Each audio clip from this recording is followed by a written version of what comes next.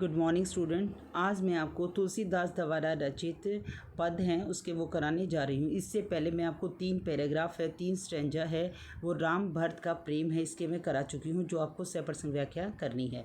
अब तुलसीदास के इसमें 2 पद हैं। इन्होंने पहले पद में क्या कहा है कि श्री रामचंद्र जी को जन्म देने वाली उसकी माता है, वो जब श्री रामचंद्र जी वन में चले गए हैं तो पीछे से उनकी छोटी छोटी चीज़ों को देख देख कर अपने हृदय से, अपनी आँखों से लगा रही है और उसकी आंखों से आंसू बह रहे हैं। पहले तो उसे ऐसा लग रहा है मानो श्री रामचंद्र जी उसके पास ही हैं, लेकिन उसके बाद जब उसे समझ में आता है कि श्री रामचंद्र जी तो वन में प्रस्थान कर चुके हैं, तो उसकी हालत वैसी ही हो जाती है जिस प्रकार जंगल में खुश होकर कोई मोरनी है वो नाचती है, लेकिन उसका ध्यान जब अपनी पैरों की तरफ चला जाता है तो वो मोरनी है वो ज़ोर ज़ोर से रोना शुरू कर देती है। तो श्री रामचंद्र जी की माता हैं जिन्होंने उन्हें जन्म दिया है, वो भी इतना ही खुश होती है। श्री रामचंद्र जी की छोटी छोटी चीज़ों को देखकर पहले खुश होती है, लेकिन फिर उसी पर जब उसे पता चलता है श्री रामचंद्र जी वनवास में जा चुके हैं, तो वो ऐसी ही मोरनी के समान है, वो रो पड़ती है।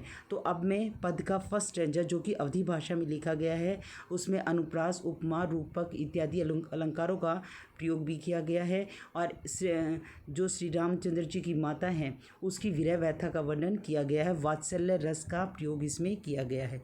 तो अब मैं आपको करा रही हूँ इसका फर्स्ट पद। जननी, जननी होता है जन्म देने वाली। निरक्ति, निरक्ति होता है देखती है। बाण, धनुया, धनुया होती है छोटे छोटे जो बाल्यावस्था में खेले जाने वाले धनुष और जो बाण होते हैं ना, उन्हें कहा गया है। तो श्री रामचंद्र जी के जन्म देने वाली उसकी माता है। श्री रामचंद्र जी के वनवास में चले जाने के बाद उसकी छोटे छोटे बाल्यावस्था में जो वो छोटे छोटे धनुया और बाण से खेलता था, उन्हें देखती है। बार बार उर नैनी, और बार बार उन्हें, उर मतलब हृदय से, नैनी मतलब आँखों से, लगावती मतलब लगा रही है। प्रभु जू की ललित पनहिया, प्रभु जी श्री रामचंद्र जी की ललित, ललित मतलब अनेक प्रकार की, यानी सुंदर सुंदर, पनहिया मतलब जूतियाँ, श्री रामचंद्र जी की छोटी छोटी जूतियों को कभी वो अपने हृदय से लगा रही है और कभी अपनी आँखों से बार बार वो लगा रही है। बार बार में पुनरुक्ति प्रकाश अलंकार का प्रयोग किया गया है। कभू प्रथम जो जाई जगावती, और कभी, कभू होता है कभी, प्रथम सबसे पहले, जो जाई जगावती जाकर जगाती है, कहीं प्रिय वचन सवारे, और बड़े प्रिय वचनों के साथ श्री रामचंद्र जी को सबसे पहले जाकर जगाती है।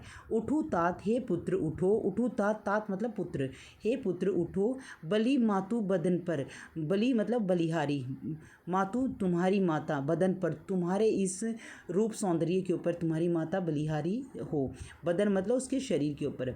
अनुज मतलब सखा, अनुज छोटा भाई, सखा मित्र, सब द्वारे, तुम्हारा छोटा भाई और तुम्हारे सभी मित्र हैं वो द्वार पर तुम्हारी प्रतीक्षा कर रही हैं। कबू कहती यो, और कभी ऐसे कह रही थी, बड़ी बार बही जाऊँ भूपे मैया, कभी क्या कह रही है कि बहुत देर हो चुकी है, राजा तुम्हें बार बार बुला रहे हैं, हे भैया, हे पुत्र, तुम्हें राजा है वो बुला रहे हैं।